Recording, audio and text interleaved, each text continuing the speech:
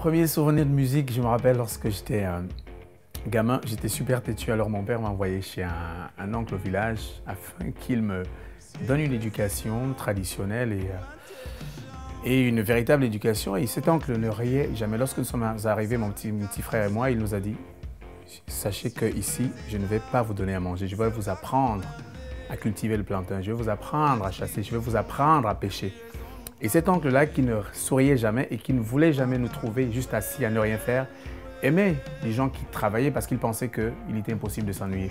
Alors un jour, il y a un vieux monsieur qui parcourait les villages qu'on appelait Mourilou et qui était la seule distraction du village, s'était arrêté à notre village. Et donc, un beau soir dans le village, il était venu avec sa guitare, il avait commencé à jouer quelques vieilles chansons de blues. La seule fois où j'ai vu mon oncle sourire, et je me suis dit, il me faut de cet instrument pour séduire mon oncle. Et c'était la première fois de voir un sourire s'esquisser sur son visage sévère et dur.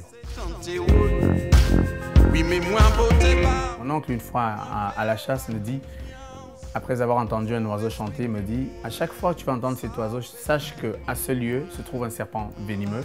Il dit, l'oiseau, le serpent et nous formons un cercle et nous sommes liés. Il dit, les éléments de la nature ne sont pas de l'autre côté, d'un côté et nous de l'autre. Nous sommes à l'intérieur, chaque élément sur la terre a son importance. Ça, c'est la première chose qui a conçu mon identité. La deuxième chose, c'est lorsque j'ai découvert le groupe Les Têtes Brûlées, qui pour moi était un groupe incroyable et qui malheureusement s'en est allé assez tôt. Et ce groupe qui m'a rappelé d'ailleurs David Bowie, c'est des gens pour qui je pense être soi-même, être libre, était essentiel. Et cela m'a permis aussi à un moment, lorsque j'ai compris cela, que la plus belle chose que j'avais, c'était ma singularité, parce que nous sommes chacun de nous uniques. Parce que chaque humain sur la Terre, grâce à son émotion unique, est une personne unique. Et cela, je pense que s'applique notamment dans la musique. À partir du moment où nous vivons désormais dans un monde de créolité, parce que de toute façon, qu'on le veuille ou non, le monde devient créole, parce que le monde devient un grand village et que les gens partant de partout se retrouvent, se croisent, échangent, partagent le savoir. Cette diversité, je pense que nous avons la chance qu'elle est au centre même des musiques du monde. Ces musiques du monde nous rappellent tout simplement que c'est le partage qui nous enrichit. C'est-à-dire, l'une des choses qu'on ne perd pas lorsqu'on donne à l'autre, c'est le partage du savoir, c'est le partage d'expérience.